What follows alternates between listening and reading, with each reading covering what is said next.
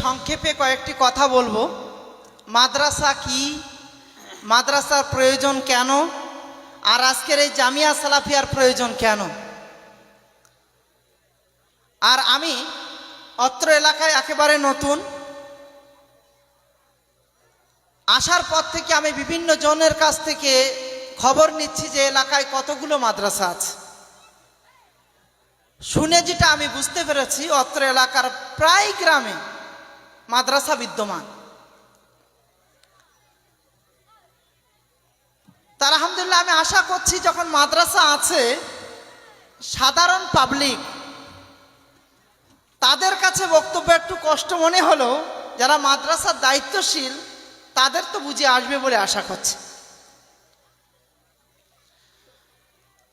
আল্লাহ সুবহানাহু ওয়া তাআলার প্রশংসা করছি যে মহান রব্বুল আলামিন আমাকে আজকে এরকম একটি প্রোগ্রামে উপস্থিত হওয়ার তৌফিক দান করেছেন।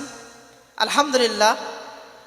দরুদ ও সালাম বর্ষিত হোক বিশ্ব মানবতার মুক্তির দূত বিশ্ব নবী জনাবে মুহাম্মদ রাসূলুল্লাহ সাল্লাল্লাহু আলাইহি ওয়াসাল্লামের উপরে। আমরা সকলেই বলি আল্লাহুম্মা সাল্লি আলাই, আল্লাহুম্মা বারিক আলাই, আল্লাহুম্মা আমিন। প্রথমেই ক্ষমা চেয়ে নিচ্ছি যে আমি কোনো বক্তা নই। যেটাই আমার ব্যাপারে শুনেছেন ওটা ভুল শুনেছেন। এখানে বসলেই বুঝতে পারবেন যে আমি বক্তা নই। কিন্তু এতটুকু অবশ্যই বলতে পারি যে প্রয়োজনীয়তা কি আছে, আমাদের কোন দিকে ধাবিত হতে হবে। আজকের সমাজ ভাইরালকে পছন্দ করে।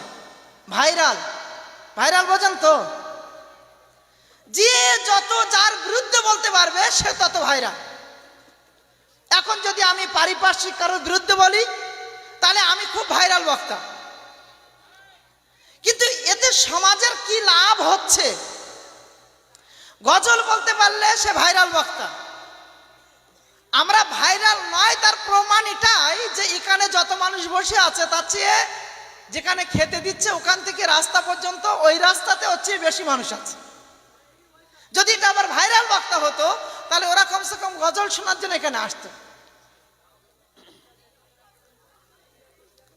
ভাইরাল দিয়ে কি কাজ হয়েছে, আর যুগে যুগে ইসলামকে বাঁচিয়ে রাখার জন্য কারা কাজ করেছে, এর সংক্ষিপ্ত বিশ্লেষণ খুব স্বল্প সময়ের মধ্য দিয়ে আমার বক্তব্য শেষ করব। আমার পরে সভাপতি আছেন অত্যন্ত যোগ্য মানুষ শেখ জিয়াউল হক মক্কি হাফেজাহুল্লাহ, এবং আমার বন্ধুবর শেখ আরিফুল ইসলাম মাদানী, তিনিও আছেন আমার পরে বক্তব্য রাখবেন। মোহতারাম উপস্থিতি, আমি একটা কথা প্রায় বলি, বিভিন্ন বক্তব্যের মঞ্চে বলি, পৃথিবীতে যত মসজিদ আছে, আমি পৃথিবীর দায়িত্ব তার আল্লাহ আমাকে দিইনি। অত্র এলাকার কিছু মানুষের কাছে যাওয়া বা সেই সমস্ত এলাকায় গিয়ে দুটো কথা বলার ক্ষমতা হয়তো আল্লাহ দিয়েছেন। অত্র এলাকার যত মসজিদ আছে সমস্ত মসজিদগুলোতে যদি তালা মেরে দেওয়া হয়, তালা মারতে বলছি না, অপব্যাখ্যা করবেন না, যদি তালা মেরে দেওয়া হয়, আরো লক্ষ লক্ষ মসজিদ যদি আবার নতুন ভাবে ভিত্তি স্থাপন করে তৈরি করা হয়, হাজারো দাওয়া সেন্টার যদি তৈরি করা হয়, হাজারো সংগঠন যদি তৈরি করা হয়,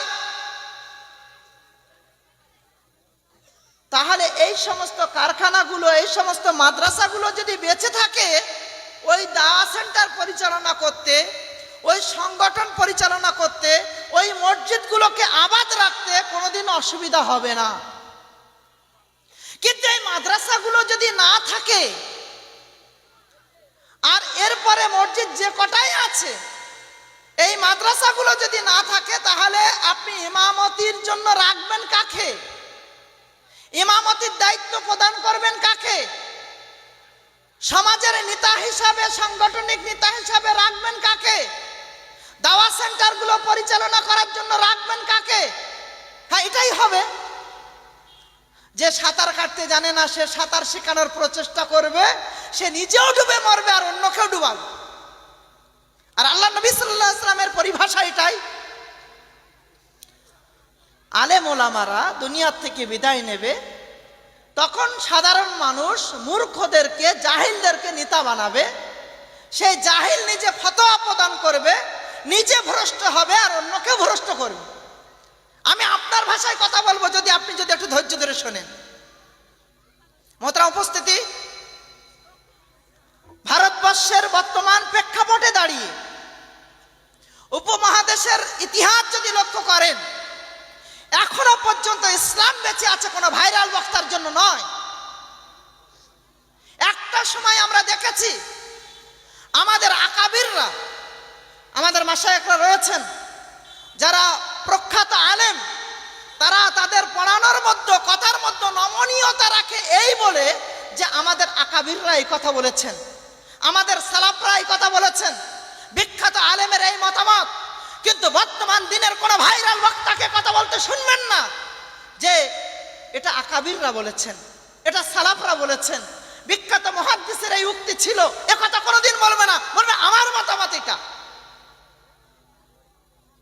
আমার মতামত এটা। কাফের বলতেও দ্বিধাবোধ করে না, কাউকে বেদাতি বলে দিতেও দ্বিধাবোধ করে না, কাউকে মুশরিক বলতেও দ্বিধাবোধ করে না, কেউ কাবিরা গুনাহ করলে তাকে ইসলাম থেকে বহিষ্কার করতেও দ্বিধাবোধ করে না। কেউ যদি কালেমা লা ইলাহা ইল্লাল্লাহ পড়ছে, সামান্য একটু কাবিরা গুনার কারণে তার বিরুদ্ধে ফতোয়া প্রদান করে দিচ্ছে, ও কাফের। আর আমরা সাধারণ মানুষ এই আবেগটাকে এত ভালোবাসি, কেউ যদি কাউকে কাফের বলে দেয়, কোন জনগোষ্ঠী যদি অন্য কোন কওমকে বলে দেয় তোরা সব জাহান্নামে যাবি, তাহলে আমাদের শুনতে খুবই ভালো লাগে। কিন্তু এর নাম কি ইসলাম? পৃথিবীতে ইসলামকে এইভাবেই বেঁচে আছে? এইভাবে যুগে যুগে কি ইসলামকে বাঁচিয়ে রাখা হয়েছে? না, এমনটা হয়নি। তার ইতিহাস যদি দেখেন তাহলে তার বিস্তারিত রূপ, তার কিছু অংশ আমি আপনাদের সম্মুখে বলার চেষ্টা করব। আল্লাহর কাছে দোয়া করছি, আল্লাহ সঠিক সঠিক বলা এবং সেই মোতাবেক নিজে আমল করতে পারি, সাধারণ মানুষকে যেন বুঝাতে পারি এবং সাধারণ মানুষ এ নিয়ে যেন একটু ভাবতে পারে, এই তৌফিক আল্লাহ তুমি দান করো, আমিন। মোহতারাম উপস্থিতি, ভারতবর্ষে ইলমের খিদমত, ইলম নিয়ে কেন বলছি? এ মাদ্রাসা মানে ইলমের আলোচনা, মাদ্রাসা মানে জ্ঞানের আলোচনা। সেই জায়গায় দাঁড়িয়ে এ কথা বলতে আমি বাধ্য হচ্ছি। আজকের দিনে যদি কোনো মাওলানা সাহেব বলে ক্বালা রাসূলুল্লাহ সাল্লাল্লাহু আলাইহি ওয়াসাল্লাম, এই ক্বালা রাসূলুল্লাহ তার মুখের কথা কিনা, সে বানিয়েছে কিনা, আল্লাহ রাসূলের কথা কিনা, সেটা নিয়েও আমাকে আজ প্রমাণ করতে হবে। আল্লাহর নবী জনাবে মুহাম্মদ রাসূলুল্লাহ সাল্লাল্লাহু আলাইহি ওয়াসাল্লাম বলছেন, কাফা বিল মারঈ কাযিবান ইউহাদ্দিসু বিকুল্লি মা সামিয়া। প্রত্যেকটা শোনা কথা যাচাই বাছাই না করে সেটা বর্ণনা করে দেওয়া, এটা মিথ্যাবাদী হওয়ার জন্য যথেষ্ট। আল্লাহ রাসূল সহিহ মুসলিমের মুকাদ্দমার মধ্যে বলছেন, যদি কোনো ব্যক্তি আমার নামে উল্টো পাল্টা কথা তৈরি করে আমার নামে চালিয়ে দেয়, তাহলে সেজন্য তার ঠিকানা জাহান্নাম হিসাবে নির্বাচন করে নিল।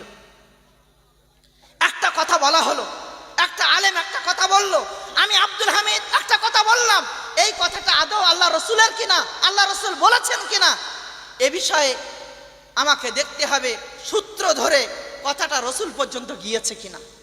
আজকে উপমহাদেশে ভারত, পাকিস্তান, বাংলাদেশ, এই উপমহাদেশের কোন আলেম সে যখন কোন হাদিসের দার্স দেয়, যখন সে হাদিসের ব্যাখ্যাগুলো করে, যখন সন্তানগুলোর মাথাতে পাগড়ি পরানো হয়, শাইখুল হাদিস বলেন আমার হাদিসের সানাদ অমুকের কাছ থেকে আমি হাদিসের ইজাজা নিয়েছি, আর অমুক অমুকের কাছ থেকে নিয়েছিল, আর অমুক অমুকের কাছ থেকে নিয়েছিল, আর অমুক নাজির হোসেন, মিয়া নাজির হোসেন মুহাদ্দিস দেহলভির কাছ থেকে হাদিস পড়েছিল, আর মিয়া নাজির হোসেন মুহাদ্দিস দেহলভি থেকে নিয়ে আল্লাহ নবী পর্যন্ত পরপর হাদিসের ধারাবাহিকতা পাওয়া যায়।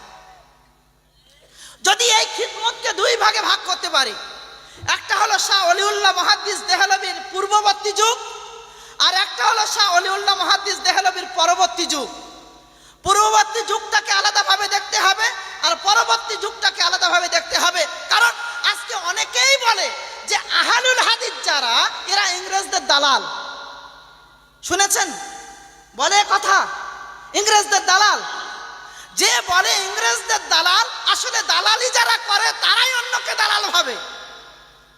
আজকের দিনে যে বা যারা আমাদেরকে বলছে, কি বলছে? মুসলিমরা এদেশের নয়। মুসলিমরা তাহলে উড়ে এসেছে? এদেশ স্বাধীন করায় মুসলিমদের কোনো অবদান নেই, তাহলে মুসলিমরা উড়ে এসেছে? আর মুসলিমদের বরাবর তাদের এই দেশকে যে তারা ভালোবাসে এটার প্রমাণ তাদেরই দিতে হচ্ছে। কিন্তু যে ব্যক্তি মুসলিম আলীকে দিয়েছিল, যে ব্যক্তি ইংরেজদেরকে বলেছিল আমি তোমাদের হয়ে গোয়েন্দাগিরি করব, আমি তোমাদের হয়ে কাজ করব, আমাকে ছাড়পত্র দেওয়া হোক, সেই সাবারকার হয়ে গেল আজ দেশের সবচেয়ে বড় নেতা। কিন্তু যারা দেশকে স্বাধীন করেছে তারাই আজকে হয়ে গেল এই দেশের সুনাগরিক নয়, বদনাগরিক। এরা এসেছে রোহিঙ্গা, এরা অমুক, এরা তমুক, আরো আরো আর কিছু। ভয় লাগছে নাকি? এত সহজ হয়ে যাবে যে আজ কেউ ফুৎকার দিয়ে আমাকে উড়িয়ে দিতে চাইবে আর আমি উড়ে যাব? আর আজকে এই কওমের মধ্যে যারা মুসলিম বলে দাবি করছে তারা কেউ বলবে আহলুল হাদিসরা ইংরেজদের দালাল, আর সেটা আমি শুনে নেব? হতে পারে না, কোনোদিন নয়। তার ইতিহাস আপনাকে জেনে যেতে হবে। একটা জিহাদের ইতিহাস রয়েছে, জিহাদের অপব্যাখ্যা করবেন না। এই দেশকে স্বাধীন করতে, এই দেশকে ওই সমস্ত বদমাইশদের হাত থেকে মুক্ত করতে যারা লড়াই করেছিল, এই দেশকে যারা ফিরিয়ে এনেছে তার সক্ষমতায়, সেটাই ছিল জিহাদ। কারোর বাড়িতে বোমা মারার নাম জিহাদ হতে পারে না। কাউকে রাতের অন্ধকারে উড়িয়ে দেওয়ার নাম জিহাদ হতে পারে না। অন্য কেউ কাবিরা গুনাহ করলো বলে তাকে মেরে দিতে হবে, এর নাম জিহাদ হতে পারে না। নিজের নফসের বিরুদ্ধে লড়াই করাটাও জিহাদ, এটাই আমরা বিশ্বাস করি। আর যখন দেশের সরকার যখন আমাদেরকে ডাক দিয়েছে, অন্য কেউ আমাদের দেশটাকে দখল করতে চাইছে, এসো তোমরা ঝাঁপিয়ে পড়ো, সেই মুহূর্তে গিয়ে আমরা ঝাঁপিয়ে পড়েছি। সেই জায়গায় যতটুকু করণীয় সেটা আমরা করার চেষ্টা করেছি। মহতারাম উপস্থিতি, আজকের দিনে যে বা যারা মনে করে আহলুল হাদিসরা ইংরেজদের দালাল, তাদের উদ্দেশ্যে বিশেষভাবে বলতে চাই, আল্লাহর নবী জনাবে মুহাম্মদ রাসূলুল্লাহ সাল্লাল্লাহু আলাইহি ওয়াসাল্লামের যুগটা হলো স্বর্ণ যুগ। সাহাবা کرامদের যুগ সম্পর্কে আল্লাহর নবী বলছেন খায়রুল কুরুনে কারনি সুম্মাল্লাযিনা ইয়ালুনহুম। সেই সাহাবা کرامদের ব্যাপারে আল্লাহর নবী সাল্লাল্লাহু আলাইহি ওয়াসাল্লাম কখনো বলছেন, কি বলছেন? ফাইন আমানু বিমিসলি মা আমানতুম বি। ঈমান আনতে হলে সাহাবা کرامদের মতো করে ঈমান আনো, ফাকাদ ইহতাদাও, হিদায়াত পেয়ে যাবে। তখন আল্লাহর নবী বলছেন লা তাসুব্বা সাহাবী, লা তাসুব্বা সাহাবী, লা তাসুব্বা সাহাবী। তোমরা আমার সাহাবীদেরকে গালি দিও না, তোমরা আমার সাহাবীদের ব্যাপারে লানতান করো না, তোমরা আমার সাহাবীদের ব্যাপারে উল্টোপাল্টা কথা বলো না। লাউ আনফাকা মিসলা উহুদিন যাহাবা মা বালাগা মুদ্দা আহাদিম ওয়ালা নাসিফা। যদি তোমরা উহুদ পাহাড় সমান সোনা খরচ করো আর আমার সাহাবা کرامরা 250 গ্রাম কোনো কিছুই যদি আল্লাহর রাস্তায় খরচ করে থাকে, আমার সাহাবীদের মর্যাদায় তোমরা পৌঁছাতে পারবে না। আল্লাহ সুবহানাহু ওয়া তাআলা যে স্বর্ণ যুগের সাহাবা کرامদের ব্যাপারে কখনো কোরআন মাজিদে বলছেন উলাইকা হুমুল মুফলিহুন, কখনো বলছেন উলাইকা হুমুর রাশিদুন, কখনো বলছেন উলাইকা হুমুস সাদিকুন, কখনো বলছেন রাদিয়াল্লাহু আনহুম ওয়া রাদু আনহু।